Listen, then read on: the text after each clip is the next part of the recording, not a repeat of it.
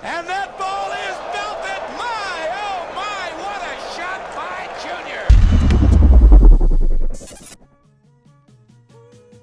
Hey, what's good, guys? My name's Chris. Welcome back to the official WearTesters.com YouTube channel. Today we got a detailed look and review on these upcoming bad boys right here. This is a fan favorite, and this is the Nike, weird name, Nike Air Griffey Max 1. Why would they put the Air and the Max so far away from each other? Why not just the Nike Air Max Griffey 1?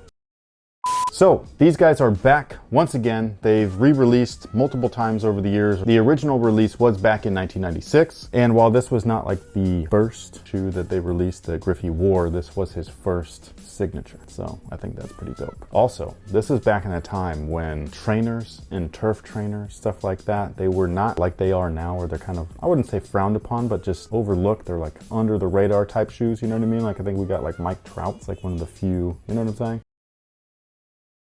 And this was a time when it didn't matter if it was a cleated shoe, like they would make it obviously for streetwear or training. I mean, this was a dope ass time, man. They used to have like some really slick stuff from the field to the diamond, and then they made it specifically for people to buy, and it was just a really cool thing. So these right here are a little bit different than what you would see Griffey actually wear. But what I find really interesting is that the pair that they released for the public, like these, they had the 4-foot and heel Air Max units, but the cleated version was dope. They had not only just the cleats, but in the 4-foot, there was isolated tensile air. And for those of you guys that don't know what that means Zoom Air. The original name for Zoom Air was tensile air. And I just think that that's awesome because it's different. Not only did it have a different bottom because the cleat and everything, but it had different tech specs altogether. It's almost like the Pippin 1. I like the stuff that we had was the Air Max Pippin 1. But then he decided in the middle of that run that he was just like, you know what, man, Zoom Air is better. Switch it up for me.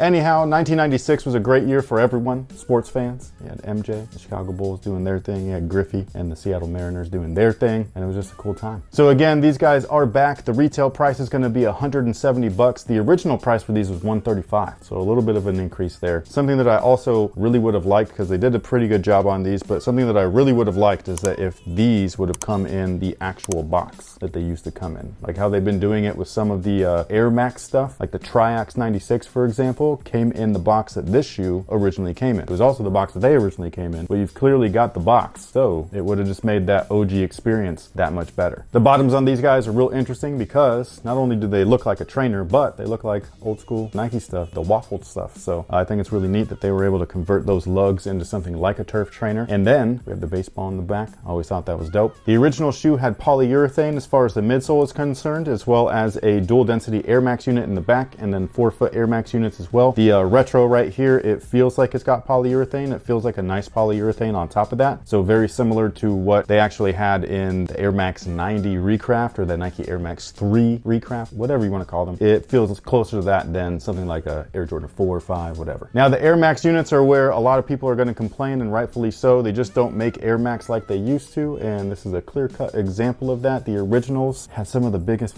bubbles in there, man. They were beautiful. They were gorgeous. And now we got these. You could barely see the 4-foot ones. You could barely tell that they're there. It's wild. So obviously you're not buying this shoe for its original specs. You're buying it because of your love for Griffey or for memories. Maybe this is just one of your first Nikes. I don't know. This is one of 3 original colorways. We have seen retros of all 3. I think we actually reviewed 4 years ago the other OG colorway, which is the Freshwater. That was actually the cleat that he wore in the clip that we used in the beginning in that game where he smacked the fuck out of that ball. One of the many times that he's done that. That dude did all that shit with no steroids. Shout out to Mark McGuire. Sammy Sosa.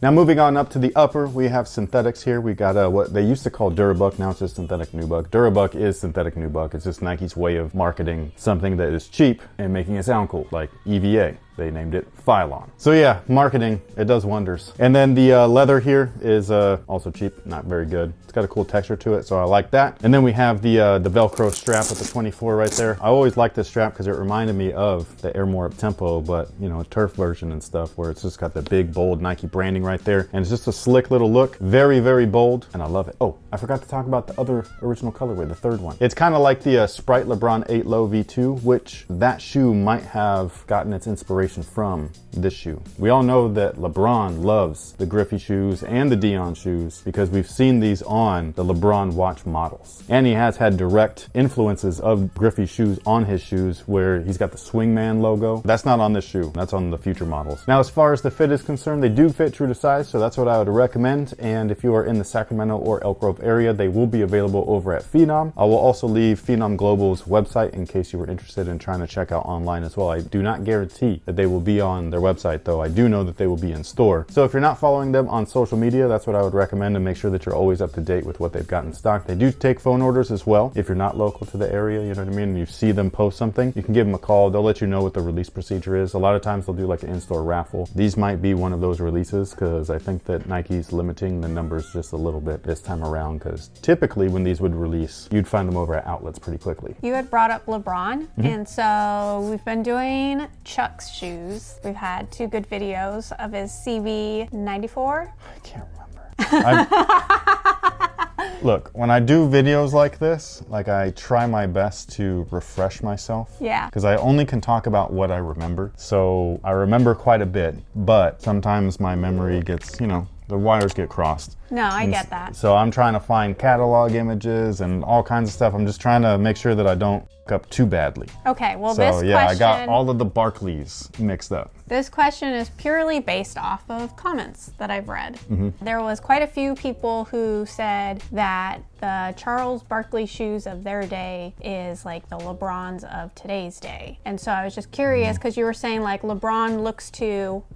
So would you consider that? I consider LeBron's shoes the new version of a penny, but with less stability. Because I always have a problem with the stability in, not all LeBrons, but some of them. The earlier LeBrons, I will say, very close to a Barkley shoe where there were tanks. Dare I say, brick-like. You know what I mean? Like they remind me of stuff like this. The early stuff, definitely. The stuff where like Petrie really got a hold of it, like when he started implementing the Air Max, like the earlier LeBrons had zoom. So once they started doing the Air Max stuff, they would mix it. So they'd have air in the back, zoom in the front. Very much a pennies thing. Like, okay. You know what I'm saying? So that's what I would equate. Current or modern LeBrons are more like a penny. Minus like the newest one. The newest one, I don't even know what to, like it's got everything and then some. Yeah, it's got a lot of stuff in there. But the shoe like the 15 with the zoom pods, the exposed pods and the 16s, kind of like this, where you could see, you know, the windows are like, oh, there's a unit there, there's a unit there, there's a unit there, and stuff like that. And so that's what those remind me of. And those were the shoes that they did the LeBron watch stuff on too. Even like the LeBron 9, there was a LeBron 9 Swingman. He's always just paid tribute to what he grew up watching. One of the things that I love about him actually is that you can tell that he's nostalgic based off of the stuff that is on his gear. And so I like that. Like one of the LeBron 15 LeBron watches was the Dion shoe, the turf shoe with the put a midfoot strap on it. All the I was like, dude, that's cool. Some people didn't like it, but like I really did like it. I thought it was dope. That's all.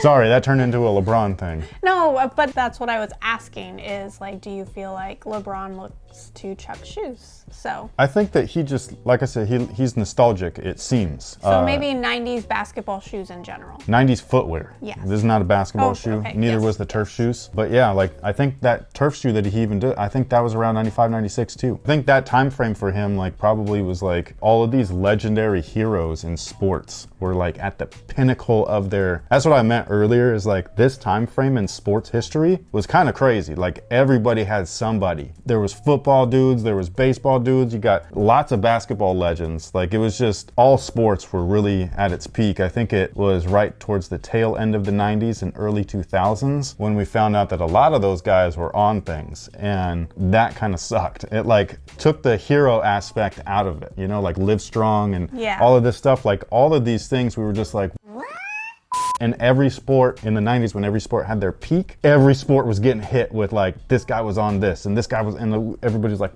what do you do? It's been weird, man. I'm telling you, our generation has lived through some crazy shit. Tell me about it. Just in general, the end of the 90s, early 2000s, like we're still learning things. Not to like... Now you bring up the Britney thing. Free Britney. Yeah, like all kinds of shit, man. And it's wild. These industries are so beyond corrupt. Yeah. Like money really is just money and greed, man. Like it's bad, dude. Anyways, thank you so much for watching. Thanks for all the support. If you were interested in grabbing these, I believe they drop on the 15th of February. What one? Are we in February still? We are in February. It's on the 15th of February. What a weird day to drop. It's a random day. It's not a Saturday or nothing. It's a Monday. Yeah, that's what I'm saying though, is like, I didn't say that this video, but I've said it before. There's a sneaker release every day. Literally every day. A couple of shoes dropped today on sneakers. Oh. And there was shoes dropped yesterday. And then there were shoes dropped the day before. There's also shoes coming tomorrow and the following day. This is wild. Sustainability though.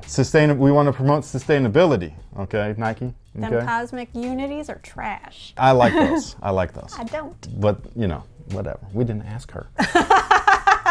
And with that being said, Thank you so much for watching. Thanks for the support. Share your thoughts, memories down below in the comment section. By the way, these look cool on feet, man. I gotta say, like this shoe is sick. So thank you so much, and until next time, guys, have a good one. Type of this is content. how we do it. Also same era. It's a wonderful time. I'm telling you, the '90s is awesome.